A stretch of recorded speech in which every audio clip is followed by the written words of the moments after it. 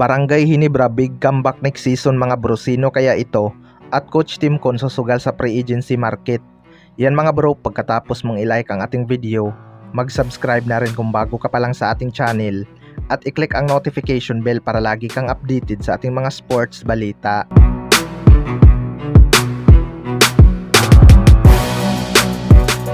So may mga bigating pangalan nga na magiging free agent mga bro at posibleng isa itong Barangay Ginebra sa mga mag-aabang na makakuha ng quality player.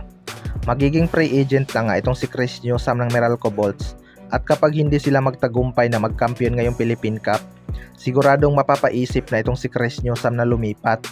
Matatandaan na gustong ang kuhanin ng Barangay Ginebra itong si Chris Newsome matapos ang kanyang magandang performance sa Asian Games mga bro. Kaya asahan natin na susugal itong si Coach Tim Con sa free agency market dahil alam nga nito ang kalidad ng isang Chris Newsome kahit sa international game. Kaya nga nitong dumipinsa ng maganda. Ito din ang may pinakamalaking value sa free agency. Sigurado kapag nag-e-explore ito, pag-aagawan talaga ito ng ibang team. Pero si Chris Newsome naman ang masusunod kung saan niya gustong lumipat. Kabisado niya na rin ang sistema ni Coach Tim Con mga bro, kaya di na ito gaano mahihirapan mag-adjust. Kaya abangan na lang natin kung lilipat ba ng team itong si Chris Newsome next season. Sa kabilang banda naman mga bro, Barangay Ginebra big comeback next season.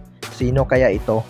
Expected na nga na magpapalakas itong Barangay Ginebra next season mga bro dahil may mga import na nga at marami na ding mga team ang naglalakasan. Inaabangan na nga ng lahat ang pagbabalik ni Jeremiah Gray. Hindi nga ito nakapaglaro ng dalawang conference mga bro matapos magkaroon ng injury noong PBA on tour. Pero ayon nga sa mga source ay posibleng magbabalik na ito next season dahil nasa kondisyon na daw itong si Jeremiah Gray at ready to play na next season. Pero wag muna tayong mag-expect ng malaki mga bro dahil pangalawang beses na nga itong nagka-ACL injury. Alam naman natin na isa itong ACL injury sa mga nagpapahina ng laro.